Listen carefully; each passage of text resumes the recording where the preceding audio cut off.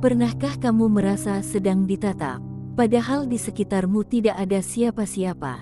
Ada kalanya, kegelapan bukan sekadar tidak adanya cahaya, tapi tempat di mana sesuatu bersembunyi, menunggu untuk dilihat. Malam ini, aku akan menceritakan sebuah kisah tentang rumah tua. Sebuah lemari terkunci, dan sepasang mata merah yang tidak seharusnya ditatap. Kisah ini berjudul, Mata Merah dari Kegelapan. Pastikan kamu menonton dan mendengarkan sampai selesai. Matikan lampu, gunakan headset, dan jangan pernah menatap ke arah gelap terlalu lama. Malam itu terasa lebih gelap dari biasanya. Bukan karena lampu mati, bukan juga karena hujan menutup langit, tapi karena ada sesuatu yang mengawasi dari balik kegelapan. Namaku Raka. Aku baru saja pindah ke sebuah rumah tua di pinggir desa, rumah peninggalan kakek yang sudah lama kosong. Orang-orang desa menyebutnya rumah sunyi, karena tak ada yang berani tinggal di sana lebih dari beberapa hari. Aku tidak percaya mitos. Setidaknya, sampai malam itu. Rumah itu besar, berdinding kayu tua yang sudah menghitam, dengan jendela-jendela tinggi tanpa gorden. Saat senja datang, bayangan dari pepohonan di sekitar rumah menempel di dinding seperti sosok-sosok yang berdiri diam, menatap tanpa wajah. Malam pertamaku di sana, aku tidur di ruang tengah. Jam dinding tua berdetak pelan, tik-tok, tik-tok. Pukul 11.47 malam.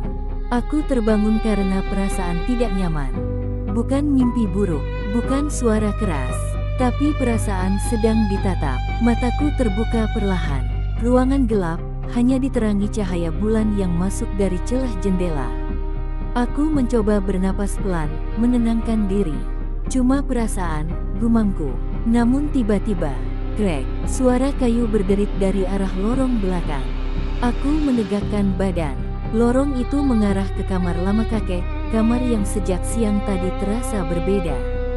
Udara di sana lebih dingin, dan entah kenapa, selalu gelap, meski lampu menyala. Aku menatap lorong itu lama, dan saat itulah aku melihatnya. Dari ujung lorong yang gelap, muncul dua titik cahaya merah. Diam, tak berkedip, mata merah menyala seperti bara api, menatap lurus ke arahku. Tubuhku membeku, aku tak bisa bergerak, tak bisa berteriak. Mata itu tidak mendekat, tidak juga menjauh. Hanya menatap, seolah menikmati ketakutanku. Aku menutup mata, menghitung dalam hati. 1, 2, 3. Saat kubuka lagi, lorong itu kosong, gelap, sunyi. Aku menarik napas panjang, keringat dingin mengalir di pelipis. Halusinasi, aku cuma capek, kataku, mencoba meyakinkan diri sendiri. Namun saat aku berbaring kembali, punggungku terasa dingin. Bukan karena lantai, tapi karena perasaan bahwa sesuatu kini berada lebih dekat. Dari balik kegelapan di sudut ruangan, terdengar bisikan lirih. Raka, suaranya serak, bukan suara manusia. Aku menoleh perlahan ke sudut ruangan itu.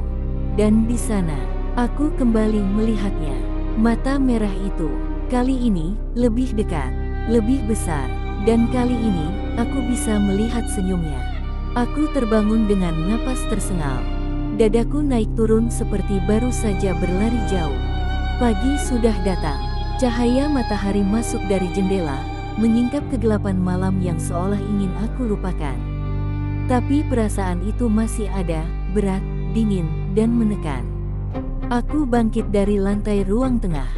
Dan saat itulah aku menyadarinya. Jejak kaki.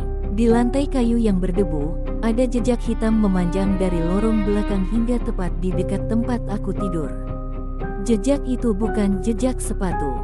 Bentuknya aneh, panjang, jari-jarinya runcing, seolah milik sesuatu yang tidak seharusnya berjalan di atas dua kaki.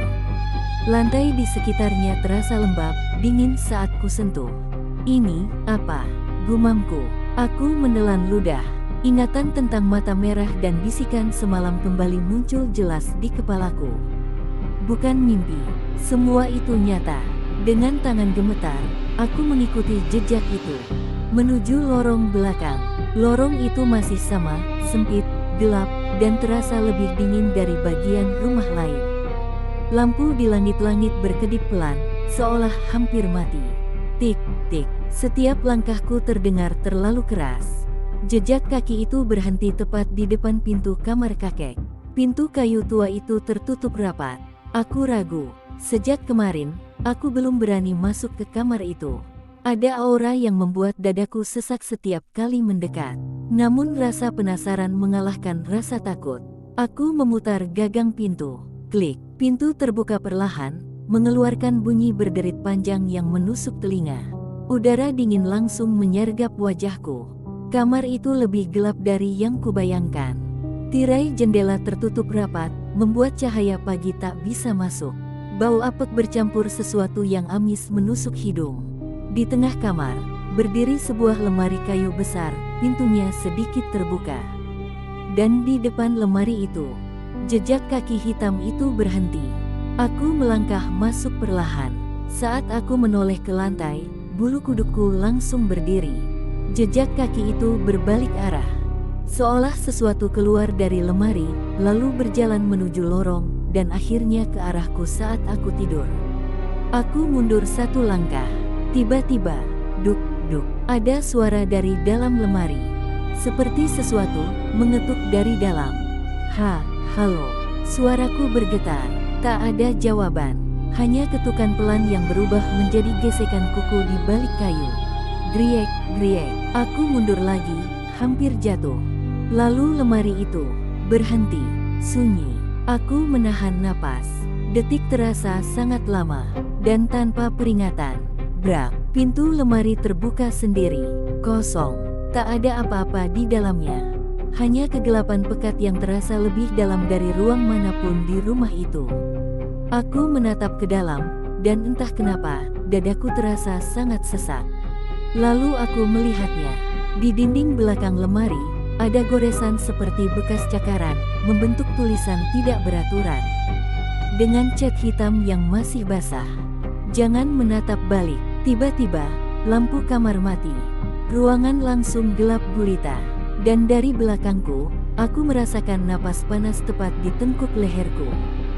Sebuah suara berbisik pelan, sangat dekat. Kau sudah melihat mataku. Aku berbalik cepat, dan tepat di hadapanku. Dua mata merah menyala muncul dari kegelapan. Kali ini, makhluk itu tersenyum lebih lebar. Aku terjatuh ke lantai saat makhluk bermata merah itu muncul di hadapanku. Lampu tiba-tiba menyala kembali, membuat sosok itu lenyap seketika, seolah tidak pernah ada. Kamar kembali sunyi, namun bau amis masih tertinggal di udara. Dan goresan tulisan di dinding lemari masih ada. Jangan menatap balik. Aku bangkit dengan tubuh gemetar. Kaki terasa lemas. Tapi aku tahu satu hal, aku tidak bisa tinggal di rumah ini tanpa mengetahui apa yang sebenarnya terjadi. Hari itu aku pergi ke desa. Penduduk desa menatapku aneh sejak aku turun dari motor. Beberapa ibu-ibu menghentikan obrolan mereka. Seorang kakek tua yang duduk di pos ronda langsung menunduk saat aku mendekat.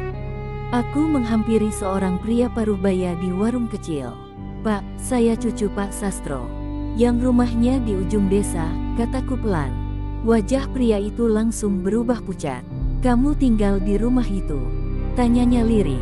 Aku mengangguk. Ia menarik napas panjang. Harusnya rumah itu dikunci selamanya. Aku duduk dan meminta ceritanya. Dengan suara pelan, ia mulai bicara. Puluhan tahun lalu, kakekku dikenal sebagai orang yang paham hal-hal gaib.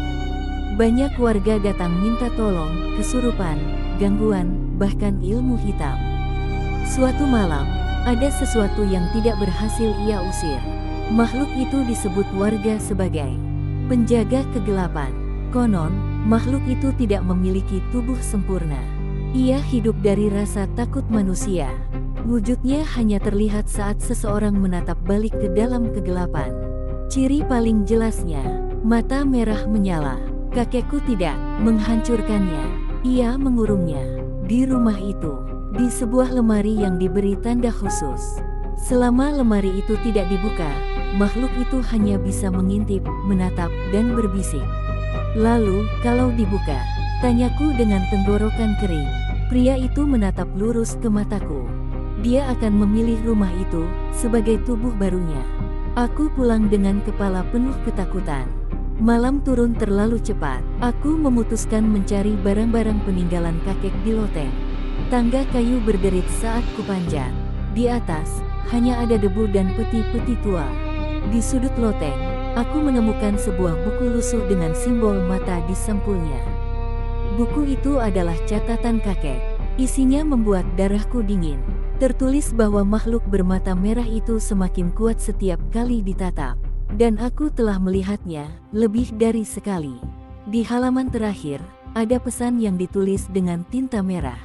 Jika kau membaca ini, berarti dia sudah mengenalmu.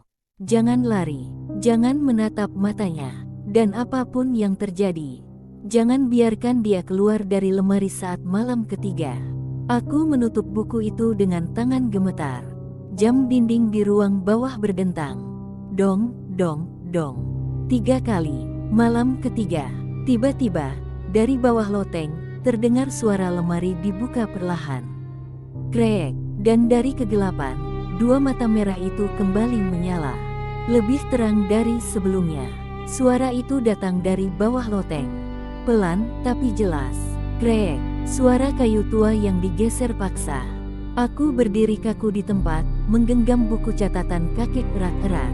Napasku terasa berat, seolah udara di rumah itu mulai habis. Jam dinding kembali berdentang. Pukul 0. Malam ketiga telah dimulai. Aku menuruni tangga dengan langkah perlahan. Setiap anak tangga berderit, seakan memperingatkanku untuk tidak melanjutkan. Bau amis kini jauh lebih kuat, bercampur bau tanah basah seperti kuburan yang baru digali. Lorong belakang terlihat lebih panjang dari biasanya. Lampu berkedip cepat, menyala lalu mati. Dan di ujung lorong itu, pintu kamar kakek terbuka lebar. Jantungku berdegup kencang. Aku berdiri di ambang pintu. Lemari kayu tua itu kini terbuka setengah. Dari dalamnya, kegelapan terlihat bergerak, seperti asap hitam yang bernapas. Lalu terdengar suara, bukan bisikan lagi, tapi tawa pelan. Raka, suaranya berat, berlapis, seolah banyak mulut berbicara bersamaan. Aku teringat pesan terakhir kakek. Jangan menatap matanya. Aku menunduk, memalingkan wajah. Namun dari sudut pandang mataku, aku masih bisa melihat cahaya merah itu menyala.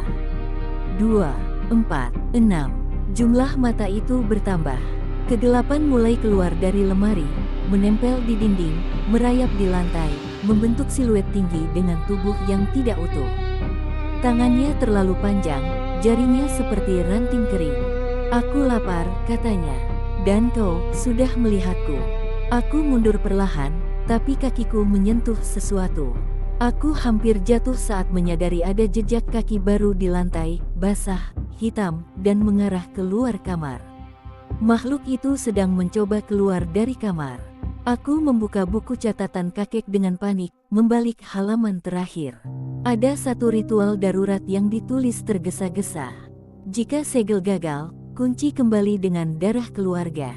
Satu tatapan terakhir akan menentukan siapa yang tinggal.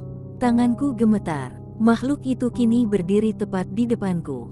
Aku bisa merasakan dingin yang tidak wajar, seperti berada di depan lemari es raksasa. Napasnya berbau busuk, dan aku bisa merasakan tatapannya meski aku tidak melihat langsung.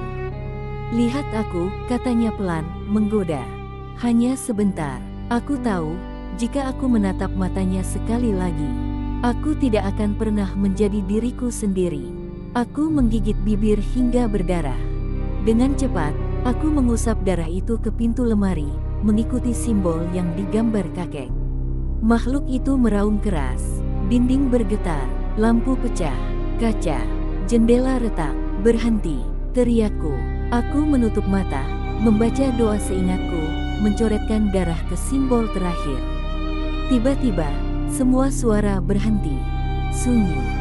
Saat aku membuka mata, lemari itu tertutup rapat. Rumah kembali gelap dan dingin. Aku terduduk lemas di lantai. Tanganku masih gemetar, dadaku sakit, dan tenggorokanku kering. Namun sebelum aku bisa bernapas lega, di pintu kamar, muncul bayangan tipis. Dua titik merah kecil menyala dari celah pintu lemari. Dan sebuah bisikan terakhir terdengar. Segel itu tidak permanen. Aku tidak tidur malam itu. Aku duduk bersandar di dinding ruang tengah, memandangi lorong belakang tanpa berkedip. Setiap detik terasa panjang. Setiap suara kecil membuat jantungku nyaris berhenti. Subuh datang perlahan. Cahaya pagi menembus jendela, namun rumah itu tidak terasa hangat. Dingin masih menetap, seolah kegelapan belum sepenuhnya pergi. Aku berdiri dengan tubuh lemas dan melangkah menuju kamar kakek. Pintu masih tertutup. Lemari kayu tua itu tampak normal. Terlalu normal. Aku hampir percaya semuanya telah berakhir, sampai aku melihat sesuatu di lantai. Jejak kaki. Jejak hitam itu muncul lagi. Bukan dari lemari, tapi menuju lemari. Seolah ada sesuatu yang masuk kembali ke dalamnya. Aku membuka buku catatan kakek sekali lagi. Di halaman yang sebelumnya kosong, kini muncul tulisan baru, seperti ditulis dari dalam kegelapan. Segel berhasil, tapi selalu ada harga. Penjaga membutuhkan pengganti. Tanganku gemetar. Aku mulai mengerti, makhluk itu tidak bisa dihancurkan. Hanya bisa ditukar. Seseorang harus tinggal bersamanya, menjadi pengawas agar mata merah itu tidak keluar lagi. Dan keluarga kami selalu menjadi penjaganya. Aku menatap lemari itu lama. Di dalam kegelapan, dua mata merah menyala pelan. Tidak agresif, tidak marah, menunggu. Aku bisa pergi, kan? Tanyaku pelan, meski tahu tidak akan ada jawaban jujur. Suara kakek terngiang di kepalaku. Aku ingat tatapannya terakhir kali sebelum meninggal, lelah tapi lega. Aku menghela napas panjang. Jika aku pergi, makhluk itu akan mencari orang lain. Desa ini, orang-orang yang tidak tahu apa-apa. Aku melangkah mendekat. Pintu lemari terbuka perlahan dengan sendirinya. Kegelapan di dalamnya terasa hidup, berdenyut seperti jantung. Bau tanah basah kembali menyergap. Sebelum masuk, aku menoleh ke arah jendela, ke dunia luar yang terang. "Maaf," bisikku. Aku melangkah masuk. Pintu lemari tertutup sendiri dengan suara pelan. Klek, rumah itu kembali sunyi. Beberapa minggu kemudian, warga desa melihat rumah itu kembali terkunci rapat. Tak ada lagi gangguan. Tak ada bisikan, tak ada mata merah. Namun kadang, saat malam sangat sunyi, dari celah lemari kayu tua itu, terlihat dua mata merah menyala. Dan jika kau menatap terlalu lama, kau akan melihat sepasang mata manusia menatap balik, menunggu. Penjaga berikutnya. Kegelapan tidak pernah benar-benar pergi. Ia hanya menunggu, sampai ada yang berani menatapnya kembali. Jika suatu malam kamu melihat dua titik merah di balik gelap, ingat satu hal, jangan menatap balik, karena mungkin saja, itu bukan dia yang sedang mengawasimu, tapi penjaga sebelumnya yang sedang mencari pengganti. Terima kasih sudah mendengarkan cerita ini sampai akhir. Jika kamu menyukai kisah horor seperti ini, jangan lupa tekan tombol like, subscribe, dan bagikan ke temanmu. Sampai jumpa di cerita selanjutnya. Jika kamu masih berani berada dalam kegelapan,